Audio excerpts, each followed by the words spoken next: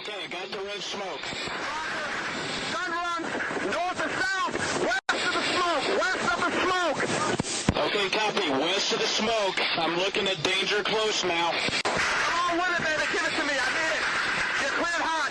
Copy, cleared hot. You know, the Purple Heart is actually traditionally known as the Enemy Marksmanship Award. I've heard you say that. It freaks people out when I say that, and I don't know why. Yeah, Can't I see describe the things that happen to me in my life the way I want to? I think you get a chance to. I don't think I can say that same thing. You could, and I would laugh.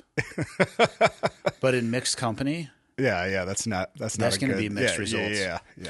dude, I know what we need to talk about today. I was thinking about this. Okay. We are going to set your business plan for 2025 and what you're going to do after the sheriff's life. office. Yeah, Okay. now that you're sick boy. Yeah.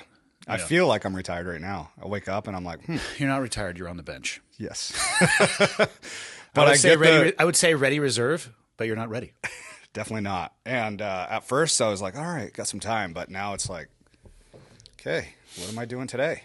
We have coffee. talked a bunch, though, in the past about your plans post law enforcement. One of the things I wish I had done more when I was in the military was forward think beyond. I kind of tricked myself because I did start thinking about after the military when I got shot, when you were just mocking me for my disabled status, which is fine. I got to give it back, bro. I mean, if you want to make fun of people with disabilities, that's your choice. I would never do that. I think that's how it started. I'm not a piece of shit like you are, but I think the ADA, Americans with Disabilities Act is a great thing. Obviously, I was reached out to by them. Yeah, you were just saying off air that you think it shouldn't exist and that they're lower class of people, but so that was an interesting day in my life for a variety of reasons. But I look back on it and I did start thinking about what if I can't get back on active duty? Mm-hmm. And if I can't get back on active duty, the only goal I've ever had in my life is I wanted to be a SEAL. And let's see, that happened in 2005, carry the one. I was 28. Yeah. And when did you get in? 21? 18? No, 17. 17. I signed my paperwork when I was 17 through the delayed entry program. You still have to graduate high school, which then I was 18. And then straight into kind of that pipeline. So 10 years in the military at that point. Yeah, having never thought a single time about what I was going to do next. I never took my SATs. I think I graduated high school because my teachers felt bad for me.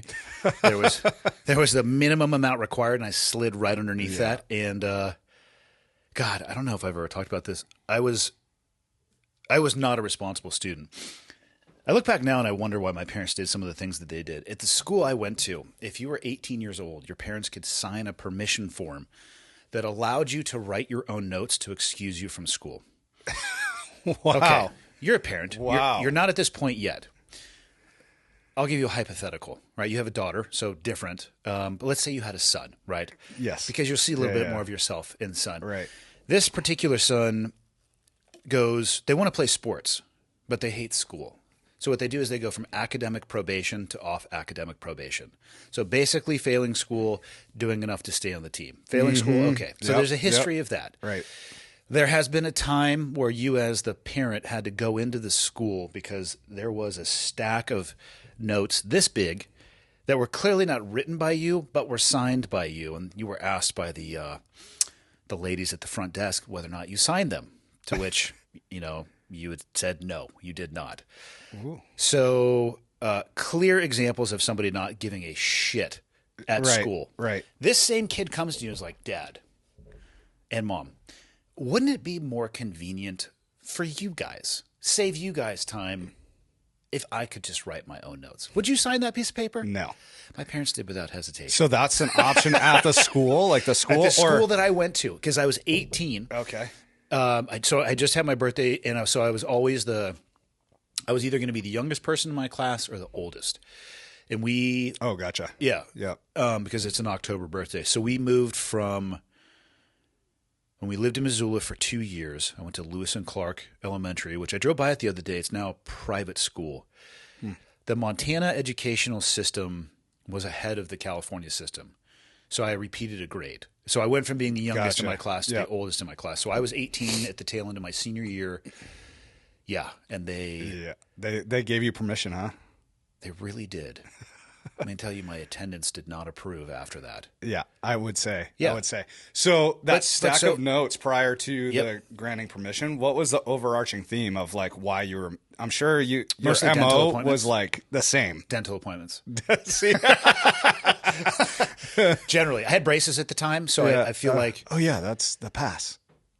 well, the wire popped off. I have to go get it fixed. The rubber band. To whom it may concern. I know Yeah. I opened all of them with that. That's so funny. Yeah, my dad has pretty unique handwriting, and I tried to copy it to the best of my ability. He came in and just laughed. He's like, "Nope, didn't write those." I'm like, "God damn it, man! Fucking hook a brother up." Yeah, exactly. But Yeah. so that was my performance at school. Average athlete, but I enjoyed playing sports. All my friends were studying for their SATs and all the tests at the end of that. Never did that. Never applied to a college. It was full on. I'm going to go into the military. Not going to think about anything else, which is an approach. It's not an approach that I would recommend to other Right. people, because the biggest thing I didn't realize looking back is the injury rate. And I mean, I watched people completely end the vast majority of their physical life in accidents Yeah. on the obstacle course. Yeah. No, I've heard you talk about that. Yeah, It's like the your same- hip isn't supposed to look like that. you Right, know? right. Yeah, it's the same. And well, for my path in law enforcement, it was very direct. I knew from a young age that's what I wanted to do. But there's an age gap of like when you graduate high school to when you can start carrying a gun and a badge. Yeah. You got to go to college, right? I went to before you college, started? yep. And I got a criminal justice degree because it's the easiest path. But I wouldn't recommend that because let's say there is an injury that you can't. Yeah. Because any law enforcement, organization, they're going to look at a degree, not what it's in. If you have business or whatever. It just has to be a degree. Yeah, that's in it. Not all of them. My department doesn't require that, but on the East Coast where I started my career, it did. So that was like my path. Gender Either that studies? What's that? Gender studies degree would be okay? I don't know. I don't know. Would that be helpful in the modern it policing wouldn't. era? No, none of it's helpful in law enforcement. Have you learn ever everything, had somebody tell you that you misgendered them? but I may have, and I was just continuing on with my. I actually have done that, but not been called on it. Yeah, I'm sure we all have. What does that mean? How do you know that? Well, later the dude's like, "Hey, that was a chick." And you went up with, "Hey, hello, sir." Yes. Describe this person. Well, I can't remember. I remember the post like, "Ooh, that was bad," but really wasn't. It was, "Hey, in the middle of a crash or whatever we're dealing Yeah. with, What's your this train department's is policy? moving." There's no policy yet. We're pre. It's coming. Yeah, California out here. It's coming. It's like use common sense, man. If this person, Well, using common sense and what we're just talking about, yeah, they're true, contradictory terms. True, In my opinion. Yes. Which counts for absolutely nothing. right. No, so I'm laying in a hospital. It took about 3 days for me to get home. And I actually did at that point start wondering, I'm curious if this happened to you when you got hurt. Slightly different circumstances, but you start thinking about way what smaller. am I going to be able to do? How long is this going to keep me on the bench? Am I on the bench forever? So I did start thinking about what I would potentially want to do after the military. Rehabbing, finding CrossFit, and then being hired by them. I tricked myself into thinking that that's all I needed to think about. And then 2 years after getting out, I quit from that job. And that's when the real, like, holy shit, what are we going to do to figure this out? Right. Started. Not the path that I would probably recommend for people. So you have a couple, what do you have? A couple years left? 5? 2. What? 2. That's it. That's when I hit my 20. So it's my decision from that point forward. What if I want to stay with a department, keep building into my retirement, or separate and pursue other So avenues. that's 2 years for us to dial your shit in. Yeah, buddy. And we've been Let's do talking it. for years about it, and you haven't done shit. I'm working towards it, man. I feel like all the things that I do are gonna hone in on what I professionally do when I'm done with law enforcement. You do all the things, in my assessment, you do all the things that I think you would want to do after, but you have to put a structure to it, and you have to professionalize it. Yes. No, 100%. But if you can figure that out in the next 2 years, that'll make that you'll at least have a more balanced decision, because if you don't, you'll have the concept of what you want to do versus what you're doing now. Yeah. And there's a risk involved of just stopping doing what you're doing now because, like you said, I'm assuming you guys get healthcare too, and pension, all that stuff. Yep. So that's heavy. And if you have only ideated on this but have you formed a business yet? Oh, no. Absolutely not. But here's the thing, too, on the other side of that. You're like a child. No, I'm not like You're a child. like a I am a fucking child. So I do know that, like, when I guide and when I do, like, for example, snowmobile guiding in the winter, when you have time, there's more opportunity. So, like, when I take a job, Yeah. and I start, like, one job leads to two jobs till all of a sudden I'm turning down because of my normal job at the sheriff's office. So, like, more time will give me more opportunity to, like, and those avenues will open up. So you won't always know what's coming from snowmobile guiding to, like, let's say hunt guiding to, raft guide, whatever, if I do the guiding angle, which, man, there's a lot of the world that I want to see as far as a hunting perspective, especially Alaska, really diving deep into that culture. Caribou. Yeah. I Caribou. think it's my last bucket list item. Really? Yeah. Those things look badass. And they're not that expensive to go after. You can. I have no idea. I've done exactly and precisely zero research. Yeah. No, I know a little, like, moose and caribou are I mean, time commitment and there is a cost involved, but it's not like a Kodiak bear. I think you're lying to yourself a little bit with how you're portraying this. Well, I'm also like You're saying if I have more time, I'll have more ability to figure it out. You can figure out all of those things right now. Yeah. You're not the only sheriff I know.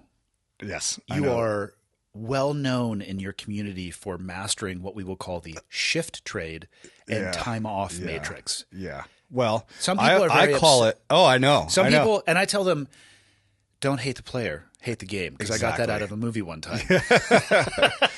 Yeah, I think that came to me early on because as any new guy, especially in my department in Maine that I worked at, it was a small department, so we were all getting overworked. If one guy called in sick, you were working a 20-hour shift instead of 10.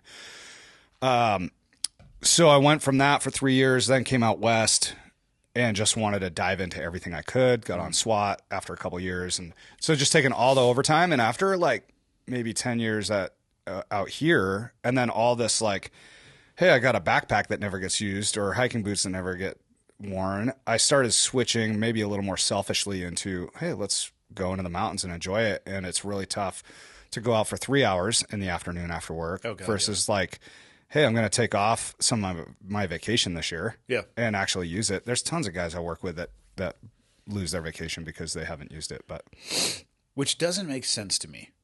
I think it's just a level and time in your career and where you're at. Well, you're banking it. Yeah. It's this, you're delaying your current gratification for this concept of you'll use it later. The number of people, though, that get around to the tail end and they never use it. Yep. Like I legitimately do. I chuckle when fellow sheriffs of yours who will remain nameless, but like a hypothetical, like an Aaron. Not that you work with anybody named Aaron. Who are we talking about? Yeah, hypothetical. He just laughs. Legend. No, but he laughs though because he knows exactly what you're doing, and it's the same people who would really complain at those who are corporations or wealthy people that use every tax loophole possible to pay as little income tax as possible. Mm-hmm. Now, there are probably some people who do that who helped create the legislation that allow them to do so. Right. But the vast majority of people are playing inside of the rule set that they have. I can't get pissed at them if they figured out a good way to use it. Yeah. So the people who bitch at you, which Aaron does not, for clarity, hypothetically, a guy who may or may Aaron's not. a legend, man. What a good dude. Yeah. He chuckles. He's like, "What? I mean, why would you not? Yeah. How about leave your sick day bank account at the end of your 20 years at zero? Mm-hmm. How about that? That'd be sweet. However, yeah, I think that it's individually based. So my opinion is, man, if you're a young go-getting dude that's like taking all the overtime and you're kind of wearing multiple hats, you're this instructor and you're on SWAT and you're doing all these things, whatever your department has to offer you, and you're diving into it. And if you get a lot of joy out of that and satisfaction, that's great. At some time, that's going to burn you out. Mm-hmm. And I switched at some point and started doing my own personal, like snowboarding a lot more, backcountry snowboarding, and then snowmobiling, and then riding my motorcycles more. And we live in Montana. There's a lot of opportunity. Every season comes with new adventures. I mean, not this season for you, but we can get into that, I guess. We will, because we have to do our hunting review since your season. Yeah, mine's just hunting season hasn't even started in Montana. Rifle, anyway. God, that's rough. We could, but you're right. Going back to something you said about your thought process on where you were at when that happened. It's the same thing on a way smaller scale for me. I was like, as soon as I'm looking at my injury, I'm like, well, I might not be able to hunt this year. oh, I might not be able to snowmobile. I might not be able to. Why are we using terms like might? Yeah, well, because there's optimistic forward thinking. I'm like, it could. Is that optimism? I was in a mode Is where that a lack of objectivity, hey, perhaps? bro, I'm 6 miles back in the mountains and I need to get myself out. So it's like, it's talking probably in not the that bad. I'm not talking in the moment. You did a good job getting yourself out. Why are we using the term hunting season might be over? Oh, well, I'm snowmobiling telling season you, might be over. Yeah. I'm telling you, this is how I was thinking at the Okay. moment of the injury, not Yeah. currently. Yeah, post MRI, I think you should Right. probably put those things to bed. Yeah. We can solve almost all of the foundational issues, though, or you can solve for the business that you want to do. Yeah. Well, the stuff you're talking about is outdoor based. Yeah. So there is going to be risk involved. So you're going to have to figure out liability. Right. You're going to need to form an entity of some kind. You'll have to figure out the tax, the way that you want to do that. A professional, pay yearly, quarterly, and that's the limit of my knowledge of taxes, by the way. I'm not pretending to be a tax professional. But you can solve all that shit now. It costs about $800 to form an LLC or whatever you would want to do.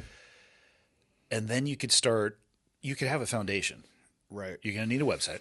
You should have a website. I don't know if you need one or not, but I would say you should have a website. I already have people now that I pushed your way when they ask me about doing shit in Montana. Well, and that's the thing. It's like those doors that open with time, because also there's permitting and it depends on what we're talking But about. don't wait. Get that shit now and then have 2 years of having your permit in place before you're looking over the edge, this precipice, and you're like, hey, I'm ready to jump. But then you know what I mean? Just do that shit now. Yeah. While you're sick, boy. I'm stoked about opportunity, and I know that we'll talk like deep dive on some ideas and different things that Like can we have for happen. years that you've done nothing about. Hey man. Also, like being realistic, like getting a permit, you have to have a use permit from the Forest Service if you're going to guide, unless I work under somebody. So to get a permit, there's only a certain amount of them out there. So let's say snowmobiling, there's 2 in our area. Are you serious? Yep. And you could apply for a third if the Forest Service would do an evaluation and determine how many user days are you going to use, and like how can the forest handle that increased pressure. And then you're pulling away from like our buddy Eric, like because he has one of the permits, so it's a lot easier. Bitch. So if I did that now and got permits and I didn't use it, it would cost a lot, and I would not have anything to show for the user days. Why would you not use it? Because I'm snowmobile all the time. also working. That's the other side of it. We've already discussed that you have likely mastered the matrix when it comes to time off. So it's easier right now to work under an outfit and guide for them. They're holding the permits, all the liability and everything like that. And you can still make decent money on the side and figure out the op tempo. And if that's what I want to do, because maybe I don't want to guide, I would still recommend, even if you're going to do that and work under somebody else, stop doing it under Nelson Grant, getting the paycheck, and find a way to create a business entity and get used to funneling income through those things. Just establish. While you're injured right now, you could literally sit in front of a laptop and handle all of that stuff. Yeah. Yep.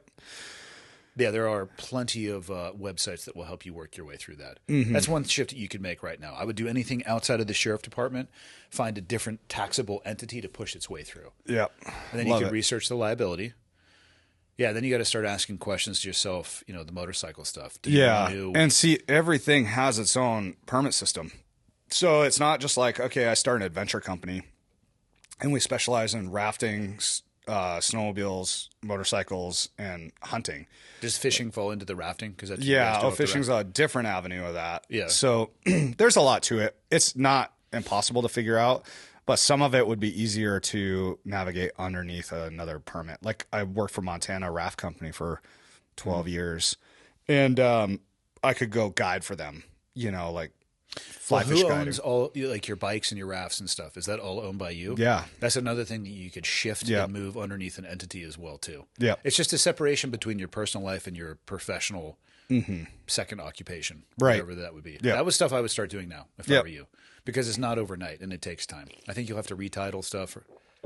I'm not sure, but also, man, there's a part of me that wants to go to Alaska and guide for 3 months, and to do that, like in the fall. Have you talked to your wife about this? Oh yeah, we've definitely talked about this. That sounds like a hard no. It sounds like you haven't mentioned this. It was no. It was let's talk about it in the future. But hold on.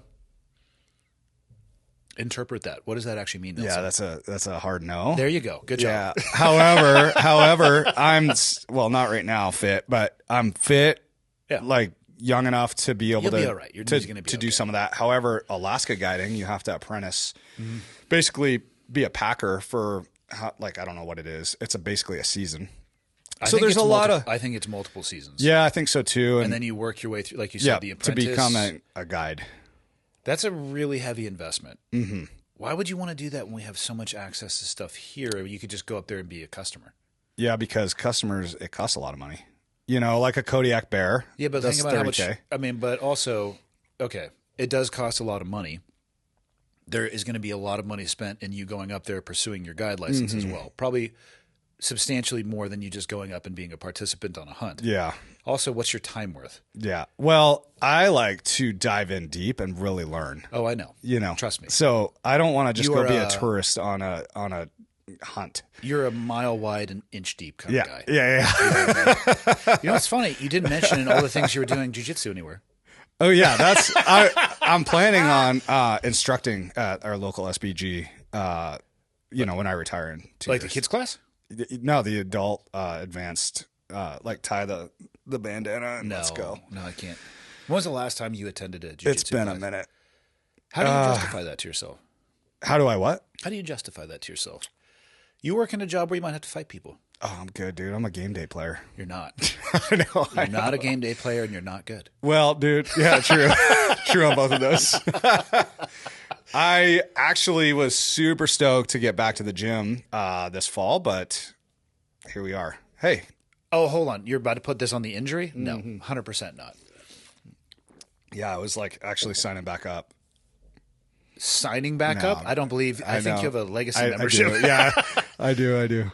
You're responsible for me fucking diving into jiu-jitsu. I like you wouldn't it. shut the fuck up about it. You're probably responsible for me coming out of it because I'm like, look at this guy that I told could never beat me. Now yeah. he crushes me, so I'm gonna just Yeah. quit. Yeah. No, I love jiu-jitsu, man. I just haven't been there in a long time, and it's about building routines and habits. You have more hobbies than time. Yeah, I don't know. Which is tough where we live because you can have more fucking hobbies than time. Yeah. I Well, just man, feel like I tell you what, I've been diving deep in the motorcycle hole lately. I just love getting back on the bikes. Like you like riding motorcycles. I do. But I remember my first bike, a Honda Nighthawk, a little 250, learning how to killer ride. name. Oh, dude. Yeah, Nighthawk. That's why I like it. Yeah, I know you do. The fact he fits in the back of that helicopter is shocking. I to know. me. Even though I I know. heard he's smaller now. Yeah. Yeah. Yep. He's still large. He's Viking proportions. He's a big dude. Yes. Yeah. Strong, capable, and Yeah. and good. And not meant for the back of helicopters. Yeah, he's good. He's good in there. I'm sure he Yeah. is. But yeah, I picked up another dirt bike. That's where I'm got my injury. Yep. But dirt biking's so Which fun should because be owned by your company, not by yeah, you. buddy, I don't have a company yet. I just have me and my. I'm telling you, ambitions. that's. Yeah. I could hand you my laptop, and in an hour we could solve that. Maybe not like completely, but you could be Let's do it. 99. Yeah. No, you fucking do it. I got shit to do for the rest of the day today. I'll send you a link. God damn it. Yeah, we'll It's figure like it Julia. I want to come hunting with you. I sent Yeah? her a link to Hunter's Ed.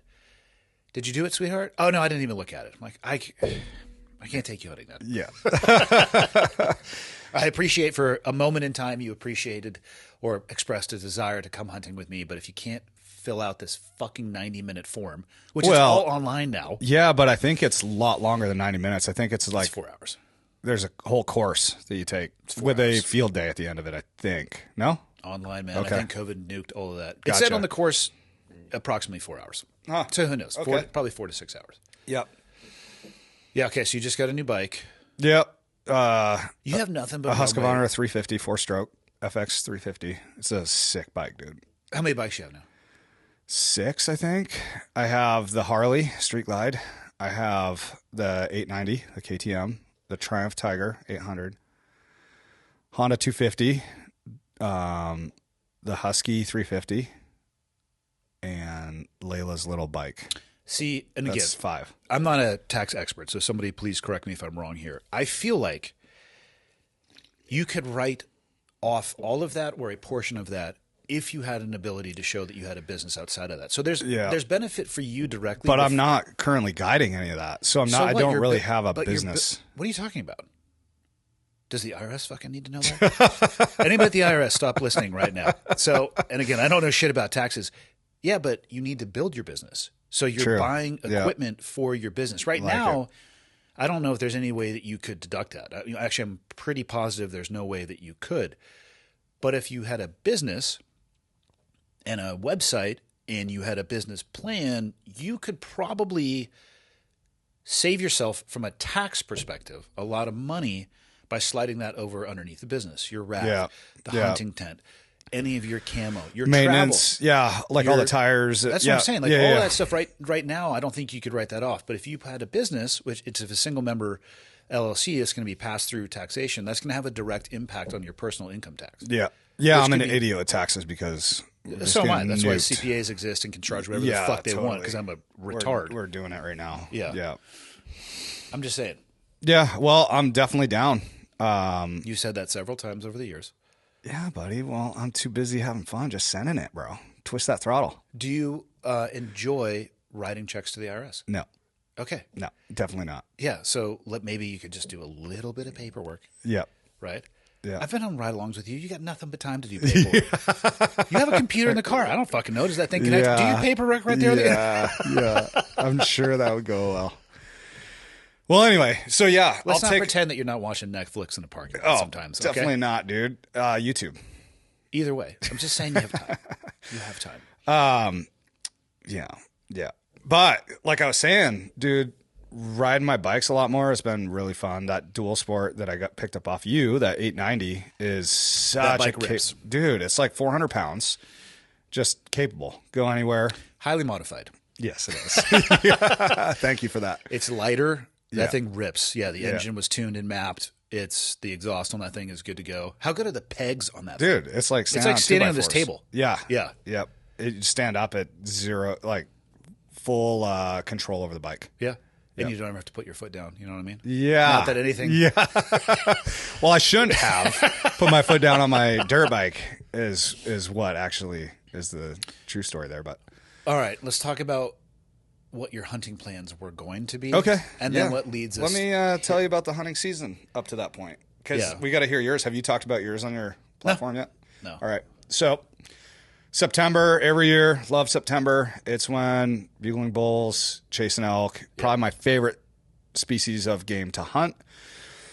I don't know if it's because I grew up where we had whitetail and I kind of was like, that's not as exciting. And we had moose and bear. So elk to me is the prime species to hunt. Also, do you remember the first time you saw one? I remember this. I remember being in Maine at that job in Lincoln, being a police officer, Lincoln PD. With like knee-high jack boots. That were dude. And the Stetson. Yep. And whitetail hunting because I was out of college again. I had time to hunt. I grew up hunting. Stand, probably? There's a lot of sitting. Okay. Yeah, stand, sitting. But the good dudes out there are starting to get it. Well, they did this when I was around, but the guys that are trackers, they're like finding huge buck tracks and tracking deer, but it's like hardwood, thick whitetail on the ground. Yeah, dude, these dudes are legends. Like they know, like, hey, you got to have the wind right. Obviously, you got to be off your track 20. There's a whole like the Benoit family. Yeah, this was like a legendary family when I was growing up. They're if you can hunt a whitetail off the ground, they would I know kill. people do it with a bow too, and you're pretty high level. Yeah, 100%, dude. Those bucks are smart. Yeah, and they don't tolerate shit either. Yeah, and on the East Coast, it's like, what is it, like an 8-point if it's a 4x4? So learning different. So yeah, just a vernacular, and then they weigh their deer. So it's like if you got a 200-pound deer or white-tailed deer, they weigh it gutted or. I don't remember if it's. I think it is dressed. Okay. Yep, because you got to get it out. So they hang the deer. If it's dressed weight is over 200 pounds, it's like the 200-pound club. Big deal. Yeah, we don't do that because we quarter them up and carry them out in pieces. Yeah, because we have what's called mountains. Yes. Yep. So growing up in Maine, at the same time, Rose's brothers were hunting out here in Montana, and I would call them and be like, yeah, I saw 4 buck tracks today. And they're like, what are you talking about, dude? We saw like 8 bucks that we passed on. And I'm like, what kind of place? There must be dumb deer out there. Anyway, I came out to hunt, and elk was always kind of like this pinnacle for everyone. But you had never seen one? Never seen one, I don't think. I've probably seen them in the magazines. But, and this is in 2004-ish. came out, hunted with Rose's dad, and we got into, I think he shot a cow elk, and it was just mind boggling. Like, okay, we're mountaineering. We're using all these skills like in the mountains, survival, like you got to know medicine, you got to know all this stuff to go after a species that when you kill it, you've got full freezer for the year. Plus it's delicious. Like it's better than whitetail. So I was in. And then, when I moved out here, starting to archery hunt them, there's so many things to learn. Like it's drinking from a fire hose, from wind and how to call. Like, do you bugle, cow call, like whatever. So 10-year average is the math that I've seen for a bow hunter to kill their first bull. And they say that of all the tags that are sold, it's 10% success harvest rates, and 6% of that 10% is continual successful hunters. So that means that 4% of the population is just lucky they're out in the mountains and they end up killing a bull or a cow.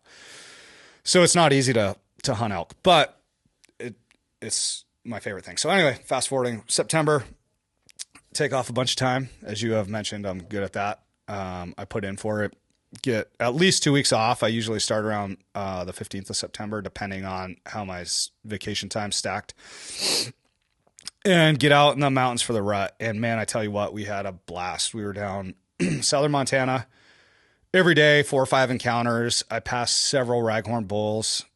Shouldn't have. I was going to say rookie move. Yeah. Shoot the first legal thing that comes out every time. Well, I'm trying to get into that next, level of elk, like the bigger bulls. Because I've shot the empty freezer phase. Yeah. I well, understand. look at my house. I've shot a lot of big bulls. So You've shot some bulls. Yeah. Did we need to go back to the coffee shop and I could show you some Dude, big I've got bulls? some comparable bulls. No, you don't. You don't. So anyway, we'll just agree to disagree on that one. We can agree that you're a fucking liar. So anyway, I want to get into that next class bracket of bulls. I want to, and also here's Horn the thing. size sometimes correlates to lack of meat in the fridge. Oh, for sure. That's a variable that people need to take into And consideration. Also, keep in mind, this is early season. I, in my mind, have like tons of time to hunt. Yeah, you got months. Like, so I have this tag, one elk tag to shoot. Well, actually, I had a cow tag for down there too. That didn't work out. But, so when I'm looking at a monster bull across the drainage, just ripping, and a little raghorn walks in, I'm like, I'm going to pass you up because I can get on him tomorrow. So anyway, lots of encounters, good time, really awesome camp down there. Good buddies, and we all would split up and go different ways every day, and just a awesome hunt. I think it was 7 days before I had a dirt biking accident while I was bow hunting. Which is unique. You should explain how you were able to actually be on a dirt bike and bow hunt. Yeah, so For people not familiar, there are most states that I'm aware of, Western states, some will let you get away with some things and some won't, but they're very restrictive on what you're actually allowed to use in the hunting season. Like drones, no. Right. Yeah, so aircraft spotting, you can do it, but you got to sit for 24 afterwards. And so when you were telling me this story, I at first I'm it didn't make sense. Yep. What were you doing on your dirt bike? But there are a lot of spots in Montana where you can dirt bike into your zones. But it's just be careful with the regulations, people. When you hear stories like this, make sure you don't research. go behind a gate. Yeah. Don't like Forest Service roads. Yeah. There's a lot of legal places you can ride at. Just make sure you know what the fuck you're doing. Yeah. Because the game warden for sure isn't really going to care. It's like that access, that easy access that you might have. Easy, like it tore me up, but easy access. Excuse me. Don't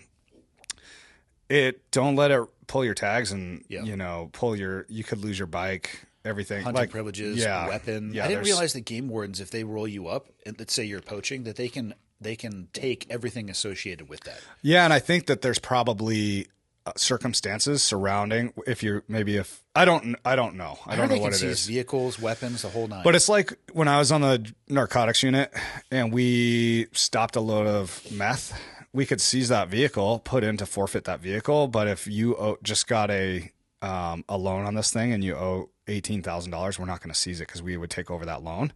But if you owned it free and clear, we're going to seize that vehicle. Does that make sense? Yeah, I think you should just burn those on the side. Yeah. Yeah. So anyway, I don't know how it is for wardens and how they go about forfeitures and things like that. However, it's easy to read the regs and stay away from all that. I wish the regs were a little bit more Yeah. clear in some areas and times. Yes. When it starts referencing other parts of the regs and you start getting Oh, lost. I know. Yeah. They definitely, especially when it's a change to something that you have kind of like already dove into. You understand the regs. You know, okay, this, like in Kalispell, this is how like the deer hunting works. And then they change it. Yeah. That can throw you for a loop, and you got to always stay on it. My suggestion to people is, instead of being afraid of game wardens, if you have a question, find one and ask. Call the Seriously, be proactive. Yep, even the Fish and Game office, the secretaries there, they know a lot of. I mean, a lot of it's general questions. So, but I happen to be camping in Idaho and using Idaho trails to access Montana. So I'd get to the border. It was illegal to be in Montana on my dirt bike. You have to park it right there. Mm-hmm. Yep. So I'd park in Idaho, hike in. That's pretty wild. It's awesome. Yeah. It like put me into a zone where I had gotten into a lot of elk before. I've killed bulls out of there before, and it was super sick. But my buddy that told me about that spot, he's like, oh, it's a super mellow trail, because he hiked it. Super mellow trail, like this is last year. Go in there, use your dirt bike, camp with us, because he had Idaho tags, so I can still camp with all those guys. And I get on it, and dude, it is technical. It is like shale rocks for a mile, tight, 6 inches to a foot wide, and you're carrying a hunting pack with your bow, and I'm in my like crispy boots instead of my my riding boots. Mm-hmm. So, and I'm under a headlamp. So I'm like, what is he talking about, dude? This is like my first time in. I'm like, this is gnarly. I'm in first gear, not coming out of it. And there was a couple step ups with root systems, like a foot, like you got a double clutch. So you got to like stand up and this bump was your bike described up. as an easy trail. Yeah, because he was hiking and not thinking of some of the technical aspects of the trail. But it was 6 miles back. So anyway, I'd done that for a long time, like 6-7 days straight, and getting close encounters, full draw, like getting. You had done that ride? Yes. Okay. Yeah, multiple times. Was it getting easier for you as you were doing it? Yeah, I knew where it was going to get technical and where it wasn't, so I could kind of pick it up in certain spots. But still, you're going in under dark and you're coming out at dark. And this day that I got hurt, 7 days in or ish, somewhere in there, came back to the bikes. My buddy Ramsey was with me. Got on the bikes, headlamps on, start up this like little mellow hill right in front of, like, from where we park, right at the parking. And there was the trail like goes off to the right and S's around. And so instead of just doing that, I would just cut through the grass and then connect to the trail at the top of the hill. Well, in the grass was a little rock that I didn't see. It kind of bucks up, and that torquey, 350, I whiskeyed a little bit. It started wheeling on me. And man, normally I'd be standing and riding, because on a dirt bike, you're like, that's where you have the most control. You're forward pressure on the grips, and you're standing up. You're not over the swing arm to bump you. But I was sitting down because of my pack.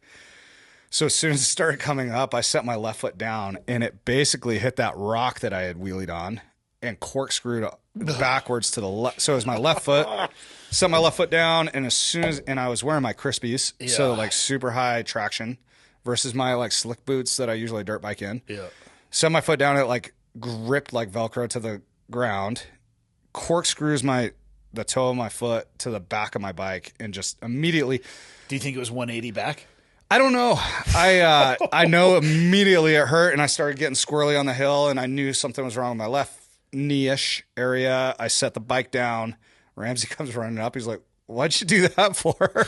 Because it was super minor. Like, it was like it wasn't like I cased it into a tree going off a corner. It was just being whiskeyed a little, and then set my foot down. All of a sudden, so I'm sitting on the hill with a big pack, and I'm like, okay, that really hurt. Like for a minute and a half, it was like extreme pain, but then it went away. And I'm like, I'm not really sure what's going on, but I know there's no broken bones. Like I can just tell, like self-assessment real quick that nothing's broken, but let's take a look. So I stood up, and when my left knee was bent, I could bear weight. And as soon as I stood like full extension, I could see visibly below my knee on my left foot or left leg, it would pop inward towards my other leg, like a half an inch. Like it just slid right off my knee. So I was like, oh, and it dropped me to the ground. I was like, something's wrong big time. So we're like, okay, let's triage this problem real quick. We have 6 miles to get out. There's no way you're hiking out. It's your left foot, which is a shifting foot. So if we can get it into first gear, I think you can ride. Because you need a brake on that trail. It's super gnarly, and going out is downhill. So you're all brake or gearing. I'm like, I think I can do it. And he's like, well, plan B will be, we'll dump your pack, see if you can ride light, because the pack adds a lot of distraction for technical riding. And he's like, plan C will be you jump on with me and ride out. And Ramsey's a freaking gnarly rider. Plan D. Yeah. Call the heli. No, that is not on the, that is not, I will crawl 6 miles. No, you don't even need to fire the SOS. Yeah. You guys doing anything right now? Yeah. There was no cell there. So I would have had to straight up in reach them like personally, like, hey, what are you doing, Rob? Yeah. Or James. Yeah. You guys want to go on a training flight? Yeah. No, there was none of that in my mind. But luckily, I feel like they would have. Yeah, oh, for sure. Yeah. They would have. It's actually, yeah, no, we were still up because it is now down for annual right now. What happens in the valley when it's down like that? There's no heli service except for life flight. About a week? No, a month, 3 weeks. Whoa. Yeah, they tear everything down. Holy shit. Yeah, it might be shy of 3 weeks, but it's a long time. They're complicated machines, man. Yep. And we track every call out that is requested, because we try to do it time it where we have a low call volume. Do they tear it down in your guys' hangar? Yeah. Yeah, and they bring in, I don't even know, because we have our own mechanic. Yeah. But they bring in mechanics, especially because they're going to be like all from over Bell that thing. and yeah. Our mechanic jokes. He's like, "Hey, got like 3 extra bolts." Like after it's kind of real sometimes. Yeah. It's like when we're putting together something, dude. Yeah. So, you know the guy's teaching me the helicopter stuff. The hangar over there are aircraft and helicopters in a variety of stages of disarray because there's 50-hour, 100-hour annuals. Yep. There are, and I deeply appreciate this, muffin tins. Yep. With bolts and screws in there. Yeah. They're not labeled. Totally. I'm sitting there looking at this like, because that's what I use when I do motorcycle stuff. I have never once put it back together and not had one extra screw. Yeah.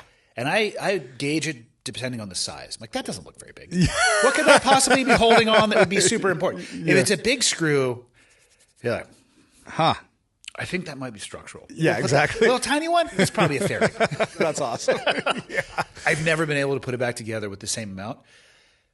Now that I have a better understanding of how helicopter works, that fucking terrifies me. Oh, I know. Yeah. And we do case studies, and so you hear from mechanics of like the little things disengaging and oh man, yeah. There's a bolt on the helicopters called the Jesus nut. Oh yeah. And if that's not on there, the rotor system departs in flight. Yeah. And then it has the aerodynamics of a rock. Yeah. No, totally. Yeah. I don't think stories about any of that. There are stories, talking with James, of people who didn't inspect that, went for a flight, and it was their final flight. Yeah. Yep. Yeah. What do they say? It's not like it's a cascading set of events. It's not usually one, like when there's a helo crash or something like that. They're like usually like, hey, I smell something. Hey, something doesn't sound right. Hey, like you're ignoring several things instead of just like all of a sudden something's bad and you're going down. But I mean, and that happens too. But I think that's almost always the case in every aspect of life. Yep. I agree. Yeah. I think it's if you can interrupt the aero chain early.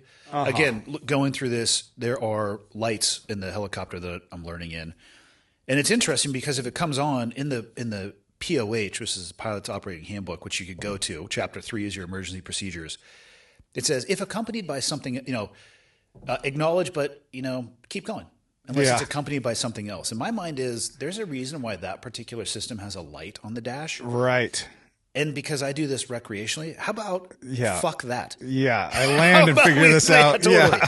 How about helicopters are awesome because I'll just land right there. Yeah. And because my instructor sends me videos of helicopters flying through the sky with clear fire and smoke coming out of the back. And I don't know what the pilot's doing. And then all of a sudden the tail boom just separates from the aircraft due to metal fatigue. Yeah. And you can imagine how that goes after that. You're well. telling me you didn't know not every light in the cockpit wasn't on at that point and you're just, hey, I'm going to make it. Right. Fuck that. Yeah. Yeah. Huh. Crazy, man. Yeah. It's, I don't think about any of that because I'm not in control of any of that operation. So except for if I see it, hear it, smell it, then I say something, but Yeah. Yep. Otherwise I put my faith in the pilot and God. You got and, some good pilots up there. Yeah. Yeah. Yeah. Cause you can't worry about that stuff. Like you got to function. It's just a waste of your time. Yes, exactly. So yeah, there I was at camp. I figured that I had tore something in my knee. I didn't know specifically what it was, and I knew that anything in the knee is a long process. So one of my buddies that was at camp, Matt Miola, he's a pro surfer, legend of a dude. We were going over injury notes, and he's like, "Yeah, this is gonna be a minute. You're gonna be down." It's one of the CLs. What's that? It's Yeah, one of the CLs for sure. Yeah. So hung out at camp for a day because Ramsey was still camping there, and if I packed up and left, so I was like, there's nothing I can do right this second. I was talking to Rose. I'm like, yeah, I'm coming home Friday. I'm going to go get an MRI and figure out, because I knew that was the thing that checks your knee. And she's like, yeah, you don't get to just walk in and get that. You have to go to the doctor. So there was a whole process. But yes, I got my MRI. It's for sure a fully torn ACL. MCL and meniscus look good. So I'm in the purgatory lane of waiting for my surgery. So I don't know when exactly that's going to be because I have a pre-operation meeting with a surgeon in 2 weeks. Is that a cadaver? Well, I heard that they don't do that as much anymore because they were weaker. Hamstring? Yeah, hamstring. And then there's another one that they do too, and I forget. But yeah, I think hamstring it's a longer recovery, but I guess that's more stable or stronger. Yeah. Okay, so what would you have changed retroactively looking back? What would you have changed? Well, first of all, I mean, I would have changed a lot. Like you gotta dress for the slide, not the ride. Mm-hmm. So probably wear moto boots. I almost threw them in my truck. I was going to ask you about that. Yeah, instead of wearing my Crispies, I could have thrown those in my pack. It would have been easy. Could you ever get the pack off of your back? I know it moves a little bit of weight to the rear, and I know you wanted a smaller bike. Would it make sense to put a small metal framing system on the back and move your bike to the back so you'd have more ability in the pegs moving around? Possibly. You know what I mean? It gets it off of your shoulders. Yeah. Again, it's not, and for people who don't ride, moving the weight to the back is not always the best either. No, it's over the swing arm. Yeah. So that gives you more bump. It would give your bag suspension. more bump. But right. if you're up in the pegs. Yeah. And then because the whole reason I wasn't standing was because I had the pack on. That's what I'm because there was saying. just so much weight that when I'd stand, I didn't feel like I had control of the bike. I wonder if you could do a light framing system back there. Probably. There's probably options. Pros and cons to both. I think that my biggest mistake was just an accident. I whiskeyed a little bit, and then that started my sequence of errors to set my foot down, because that is a big no-no, like putting a foot down. Would it have been better just to dump the bike? Oh, yeah, absolutely. Yeah. Like you generally never get majorly injured by falling off your bike. Like it happens. Like when I did that somersault. Yes, off the front of my exactly. It looked majorly like forward roll. Like yeah. But those little things like putting my foot down, man, that is just, and it's when you're standing, you can't set a foot down. But when you're seated and you start to, it's so tempting. Yeah, it just went down and it velcroed to the ground and twisted around. Okay, so riding shoes, that may not have made the difference though either. I don't know. I think it was just a circumstance of it. Chalk it up to an accident too. Yeah. At the end of the day, it is what it is. And a lot of people have told me like, "Oh man, good thing it's winter," and I'm like, "Fuck off." Not really, but it's like my favorite two seasons are like fall and winter, and to not be able to pursue muleys and elk with my rifle, that's a big deal. Or snowmobile or snowboard. Yeah, and like turn into my ski pass because we already purchased the pass at the like early discount rate. Did you hobble up there and like, you can have this back? No. Sir? I just called them and they refunded me. Yeah. And then I much rather would be down in the spring and summer. Like I can chill on the beach or whatever. I'm going to say it one more time and then I'll leave you alone. Yeah. You're down now. Yeah. By the time spring or summer comes, you could have a fully functioning entity and business plan for the next 2 years. Yep. Let's go. I'm going to do it. Where's the let's in this? Yeah, because how about you go? I have to, I feel like before I pull a trigger on that, and this is where I was getting earlier, is I have to really know the direction I want to go. No, and I'm not sure if I want to start a business of guiding. And do you want to start a business of some kind, right? Yeah. Okay, so that's easy. You can start that entity and figure out what it's going to do later. Yeah. But you'll still have that ability from a liability perspective, a separation between you and your business. You could have an asset protection from you and your business.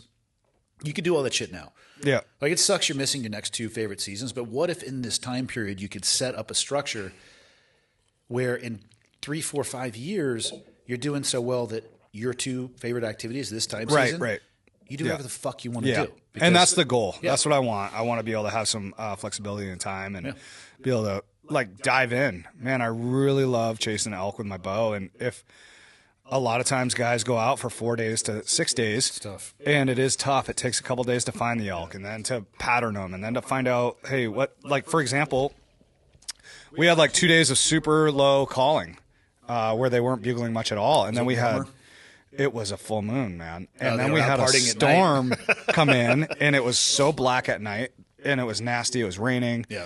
The next morning I went out anyway and there was 8 bulls in this canyon and I could pick whichever direction I wanted to go. And they were just fired up. Yeah. They like the full moon parties. Yeah, oh, absolutely. They get out there and just raging. Yep. Yep. Totally. They just sleep all day. They're like, fuck you. I'm not calling anything. Yeah. What was the rest of your season going to look like? So, yeah, I'm actually heading out tomorrow with Rose and Layla. We have antelope tags. I'm going to be sitting in the truck with a spotting scope on the window and watching them put stalks on antelope. What's the rules? 1 foot on the ground? No, I think it's both feet on the ground and past the burrow pit. Okay, I was just checking. Yeah, yeah. Well, and there's a handicap exemption in Montana, but it's like permanent disability. I looked at the regs. Yeah. So I do not qualify. Yeah, your emotional handicapping and lack of intelligence aren't going to help you with that. Yeah. Yeah. So I tried to get, when I was going through my VA disability, I tried to get, a disability for being a retard. And they said, that's pre-existing, sir. It wasn't caused by the military, so. Totally. Yeah. But, so it was more of the same this coming season, definitely an elk hunt, and then hopefully close the elk tags out and still have a couple weeks to high country muley hunt because those monster bucks. Salvage those tags. Well, I think I'm gonna. Elk's gonna be tough, right? It is gonna be really tough. You're not gonna road bang elk. There's a couple spots where I took you last year where I can park, and if I am studious all day, there's saddles they cross. Yeah, but what if you see them? Well, what are you gonna do? So I've talked to my buddy Adam down in Dillon, and the idea is he'll be in the same general area hunting. Yeah. And if I dump something and reach him, and then we link up and take care of it. Mostly him taking care of it. Yeah. But we'll see. I don't know. I don't know what it looks like. Plus, you got to factor your surgery in there potentially as well, too. Yeah. My surgery could be like early November. I have no idea what this pre-surgery meeting is going to be like. But my snowmobile season's done for sure. Snowboarding is done. It's just the way it goes. Yeah. And there's a lot of people with a lot worse problems going on. And I'm not having a pity party. You could actually probably get back into jiu-jitsu. Yeah. Brace your leg and just train around it. Okay. You could work on a lot of shit. Talk to Leah. She's blown her knee out twice.